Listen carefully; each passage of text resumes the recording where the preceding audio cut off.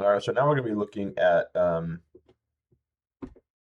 Forex, how I trade the euro and British pound and Australian dollar versus the New Zealand dollar and all that. How I trade the difference and what I look for and whatnot. Now, again, these little boxes, new day opening gap and new week opening gap. I'll go ahead and remove those. They're not necessarily important right now. So essentially what I look for is if you move out, if you zoom out on the, again, I trade the 50-minute time frame on this, but if you zoom out here, you'll see how, the market has its overall trend. So up, down, it's on a downtrend, had a bit of retracement, downtrend again, retracement, downtrend again. So it's been downtrending for a while, opposed to this uptrend, retracement, uptrend, retracement, uptrend, retracement, uptrend. So we moved to a bearish structure, right? So recently, now you see a couple of examples of me trading in here. How this works and how I trade this is very simple. So you see how we're in a downtrend. Market made this big retracement up, and then when it makes this retracement up and it consolidates for a while, and it made this displacement during the New York session, that's whenever I would trade it. So there's a lot of examples in here of this, and we'll get into all the nuances and whatnot. But essentially, market is consolidating. It takes up liquidity from the high side, takes liquidity from the downside, and it has a fair value gap in here. And we can also use our levels, remember, like that. And oh wait.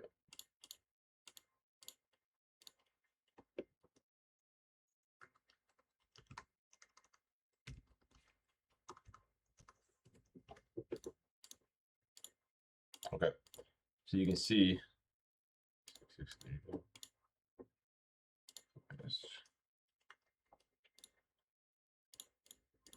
okay. So you can see how it pushed all the way up, all the way to 75%, and dropped all the way back down lower. Right. So the significance behind this is you want to get in at a really good area in the fair value gap. So if you take the high and the low of this area, you'll see how the 50% just about lines up with 25%. That's probably where I would have my order. That's probably where I have my entry. Although you can have it 50% of the overall move, which is going to be just below 25, or you can have it at 50% of the overall fair value gap from the high to low. That's also a good area to get in at. When I'm trading crypto, I go for the higher side of the fair value gap, but on Forex, I like to be a little bit more um, conservative because on crypto, crypto, it's a lot more volatile and it'll fill in it very well and then reverse. But on Forex, sometimes it'll give you just a little nudge and then that's it. So I like to find the average. So I do that by doing that right there, again over here, and then I'll find the average, was 25, and the little thing there. So that's where I would do it. And there'll be times where it comes down to 0. There'll be times where it comes up to 50, 75, whatever. 75 I'll probably never see, but because it's telling me that it's not displaced enough, right? But 75, and then it'll push up, hit something that causes the average, and then it'll reverse. Now, that's pretty much all I do for the entry. And whoops, long stop losses in a reasonable area, say from the body, or you can do from the wicks or whatever. I'm a little bit more aggressive with my stop losses because I don't see Forex hitting that again after the displacement. It's kind of heavy. But for stop loss, it's where it again invalidates the trade. You no longer want to be interested if it goes all the way up to that level. And that's the end trade entirely. You don't want to be in a trade at all. Right now, I can go ahead and turn on the new week opening gap, new day opening gaps again. You'll start to see where I want to have my full TP at. So you can see how a new day opening gap, new week opening gap on that Sunday. From there all the way down to here. So from there, I would like to have my final take profit towards the lower end of the new week opening gap. I probably say like 80% of it. So if we go from the high to the low, towards 80% of what it would be, which would be a line of 0.2, 0.2 for right now. Let's see how 0.2 is just right here. That's where I have my TP at, 0.073.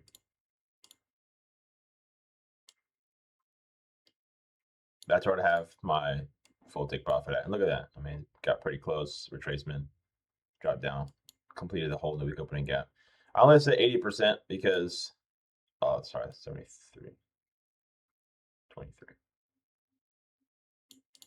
Yeah, so you see, you got most of the move. And notice how it started to wick down here, wick here, wick here.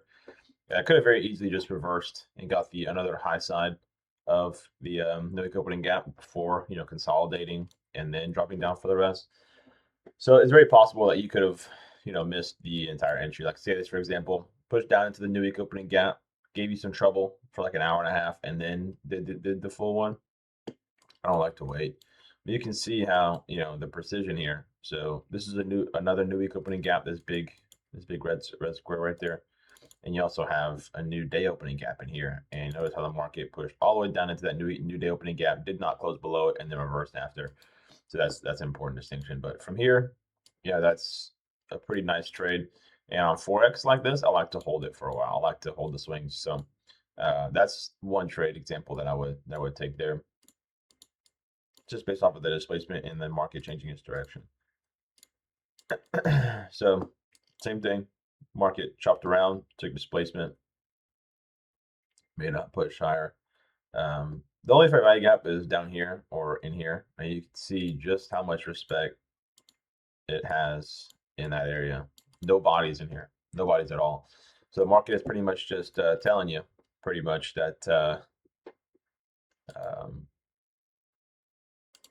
New Zealand's better actually.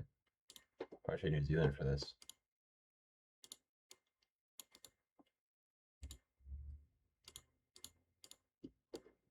Yeah, it's pretty much telling you that it doesn't want to go any lower. It wants to push up higher. It's just taking in that initial liquidity. So you'll see from the low to the high, take the box from the low to the high prior. There you go. Roughly 50% lines up with the full one, which is obviously you're asking for too much. So 75 is good, 50% is good, but that's pretty much it. You can probably push it up here. Yeah, pretty close. But yeah, this is just a tool, just like a guesstimation tool. You don't have to use it if you don't want to. I don't use it at all. It's just something that came into my mind. I don't, came up with it a long time ago. I don't use it, but if you want to, just to have that extra little boost is fine. But yeah, from the low, push up to the high, retracement. You could even have these retracements show up, and you'll see just what it's like for the OTE.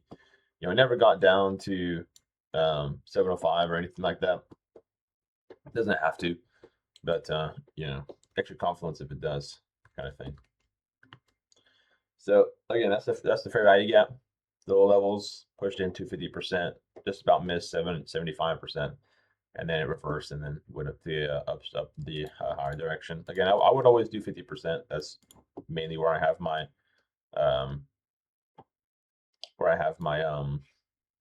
my entries at. Sorry, my brain is blanking today. That's pretty much it. I mean, it's not very complex, but when the market takes out liquidity like this, you see that reversal opportunity. Let's hold on to it. This one gave you a 1 to 3, so that one's good. But reason why I would pick this particular level is because you can see how the new week opening gap, I wanted to feed up above it and then start to fall down lower. So that'd be probably the end of my opportunity. Plus, on top of that, we're in a downtrend. We've been downtrending for a while, so you saw up and down and all the choppiness, whatever. But pushed up, had the initial uptrend, then it started to make the downtrend. And this is basically the retracement of the uptrend. So you see like the trend line pointing down over here. So you can see the trend is going lower. Don't be long for too long in a downtrend, right? But sometimes I'm in a long for a while in a downtrend. But and these kind of retracements, opportunities, it's pretty good. But yeah, so the reason why I got into this one is because market had a big liquidity run. So it dropped all the way down, fed into all this crap, and then it found its feet, so pushed straight down. Then it had the huge displacement legs up, showed a willingness that it wants to go up higher and fill in this gap. So let it do that, and it took care of business. But this only had 2.87 to 1 risk reward, 1 to 2.87. But from that, market very bullish and took care of business there. But even from up here, another trading opportunity in here as well. So again, retracement. I'm sorry, consolidation. Had that run liquidity with this one. The daily, this daily weekly, yeah, weekly VWAP was there. Pushed up, dropped down displacement, and here fed into this fair value gap. Also took out a bunch of lows. That's displacement right there. Retracement, and this one's very good. So you can see SMTs here as well. You can look for SMT during this. It's not a problem. You can always look for SMT everywhere for extra confluence. But from this one, you can see how just about there, the fair value gap. Although it didn't respect the fair value gap, it doesn't matter how it made SMT. I mean, that's far more important. It's far better to have SMT than anything else. But see how the SMT was created. Like, okay, now I'm going to enter in stop losses at the high of the SMT, and you aim for the lows. So you can even go for a lower low than this because we're in a downtrend. We're going to take this out most of the time.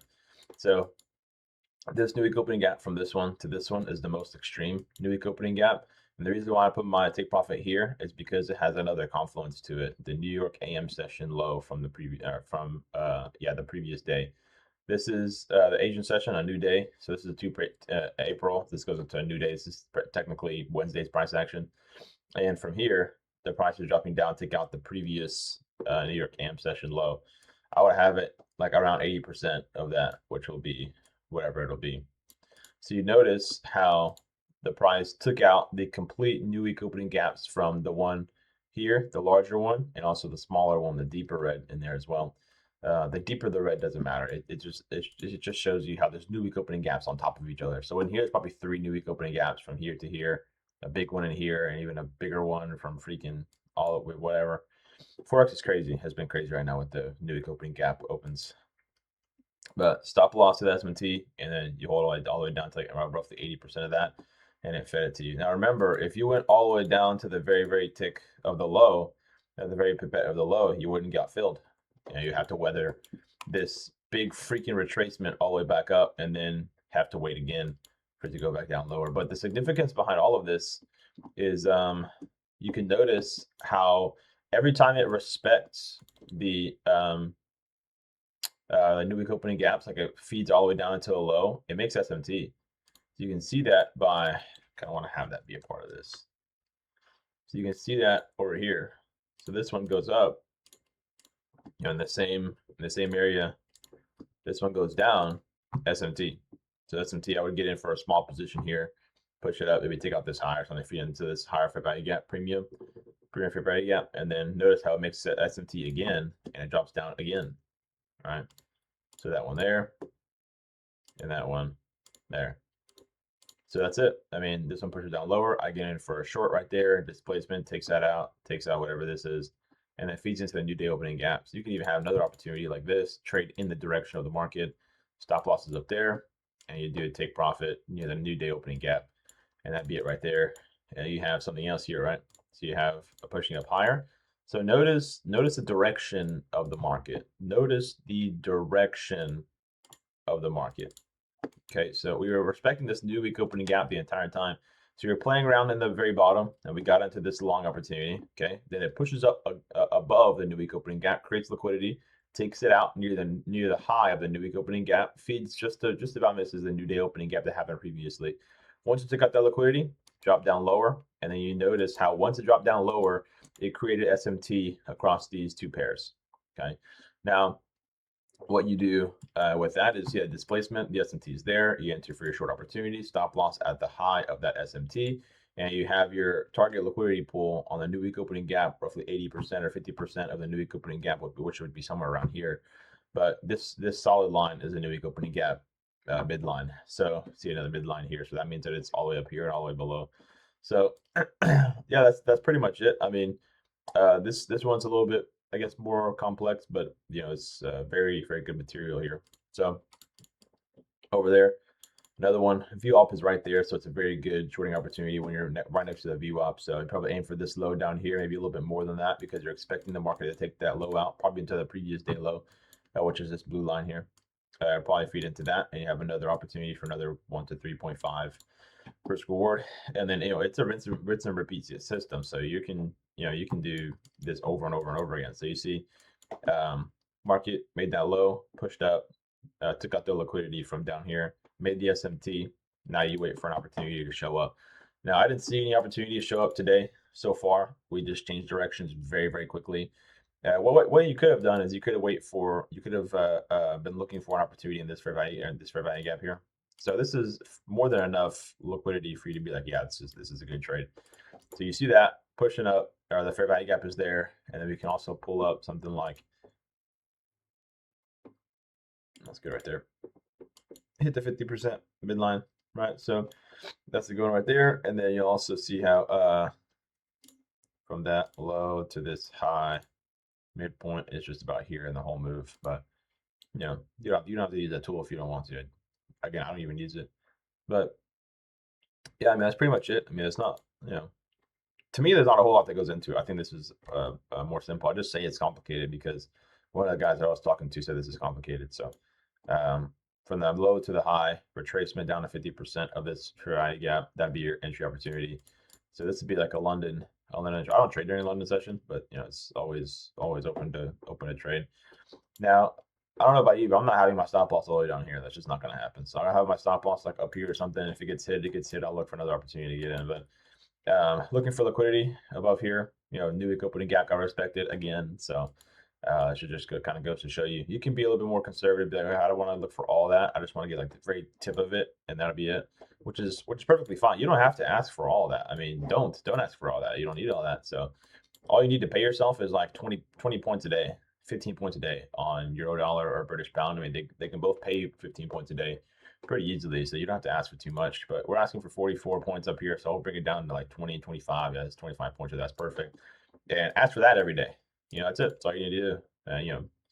Market pushes up, gives you that 25 points or whatever, and you're good.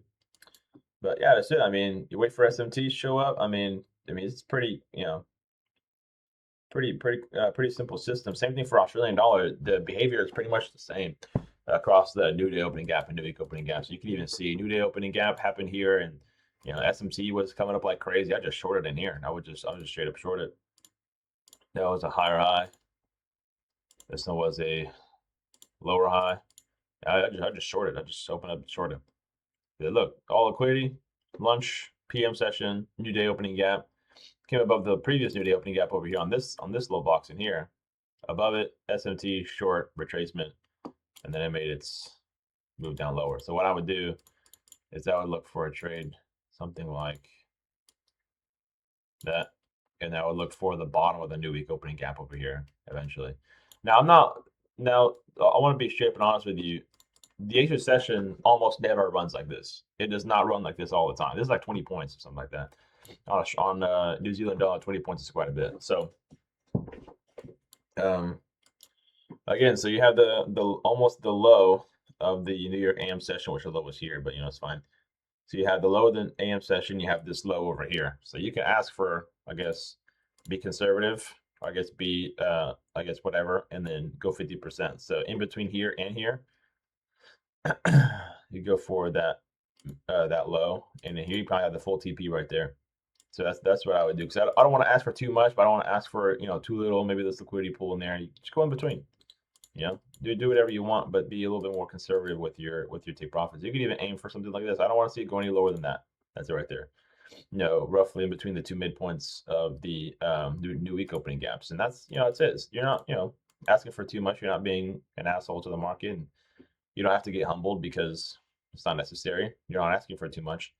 The market's not going to get mad at you because, again, you're not asking for too much. So I think you're fine. But you can see the direction of the market starting to shift down lower again because the market is not following together. So you can see how the market wanted to take out London, just missed London. And yeah. So this one dropped down lower, did not want to take out anywhere near London, and then just dropped down for the remainder of the time. So yeah, I mean, this is some great stuff here. I mean, it's pretty simple. All this stuff is in like all that stuff is in Google Docs. I can show you Google Docs and you can kind of review it or whatever. But yeah, that's pretty much it, man. That's all of the the ways that I trade this kind of stuff. But you have the more liquidity sweeps. So you have the lows. London sweeps it, goes into the new day opening gap, just about misses this low, but take out liquidity from below here, and then creates that displacement. 4 candles up, 5 candles up, whatever. drops down into the fair value gap. So I mean, this happens all the time, every day, every day. That's how it works, right? That's how the market really works. So if it doesn't, if this isn't how, if this it really isn't exactly how the market works, it's close enough to pay me. So it's close enough. So I'd keep trading it anyway. But you can even pull this up, right? You see how it has the zero and the the low levels there. Man, I'm so tired. Holy cow, it's not 30. That's AM, by the way, but I'm still exhausted. Did not get good sleep last night. But see all this stuff. I mean, it's pretty simple. 50% of the fair value gap pushes into it, goes a little bit deeper this time, and then finds this momentum and pushes up higher. Where the wicks are likely to go, I don't know. I don't really care. You could do like a little breaker block thing. I'm sorry, not breaker block. Order block. I don't use them, but this could be your order block or whatever. You have the stop loss at the low, the body of the breaker block or the wick or whatever you want to do. Me personally, I just put it in a place I don't want to see the market go. Now there's volume imbalances here, so the market could very easily come all the way down in here again, but I don't want to see the market go lower than this new day opening gap. So what I would do is have my order just about that 50, and I have my stop loss probably just about there. And my take profit would be definitely be like probably towards like the Asia high, to be honest with you, mainly because there's liquidity sitting here, and the market showed us that it wants to move direction from this low to moving up higher, and we've been moving higher really ever since. So I probably ask for that Asian high or close to the Asian high, and then be conservative. So you see one, two tips or two moves into it. So if we were to have, remember this horizontal line was printed, it got to this level only once, so that's not a high probability that it would hit that. It got into this level twice. See, 1, 2. So it has a better probability of hitting that, but it hit this level 3 times. Okay, cool. Yeah, it hit this level 3 times. Has a very high probability of hitting it. And the only reason why I operate from that frame is, remember, because um, the market has its own free will, I suppose, and it doesn't have to listen to what you have to say. So with that same logic, you don't want to ask for too much, and if you do ask for too much, you'll often be humbled. So keep your stop loss in a conservative area, and have your take profit in a conservative area, and you'll be pretty happy. But yeah, man, that's pretty much it. I mean, if you have any questions, just let me know. You have my number and all that. And if you don't, just ask on Discord or wherever you met me. So, um, yeah, I mean, what else do I even explain? That was pretty much it. I guess I can go over like the regular 5 minute opportunity. So I'll show you guys how I do that. But notice how this was on the 5 minute, the other one was on 15. It doesn't really matter which way that you have it set up, as long as you have like a way to get in and a way to get out. I mean, it doesn't really matter what time frame. I like to use 5 minute sometimes too, because it has a little bit more detail, a bit more information. I don't like the 1 minute because there's too much information. I was like, this looks like crap, and I can't zoom out so much. So you see double bottom, made a little double whatever, pushed up higher, got into a fair value gap or something in here or whatever, and then it started to pick up the momentum and started to push up higher. I don't need to see all this stuff. I mean, it's kind of more like slop to me. I don't really need to see it. It's too much stuff. So I look for this, push up higher, looks clean, looks simple, on the 5 minute. So pushes up and then does this thing there. But I have these two little blank ones here as well, so I don't have to worry about having all this stuff on my screen. But I mean, Bitcoin is pretty much the same. But I could not read Bitcoin for a while. That's why I stepped away from it. But Bitcoin's been acting, a bit different than how it used to act. So the way that I traded it before was something like this, right? So on the 15-minute time frame, you see Bitcoin. This is a separate video. Actually, I don't even need to make this. This is a separate video. Yeah, that's pretty much it. If you have any questions, just Discord message or message me however you found me, email or whatever. And yeah, hope you enjoyed.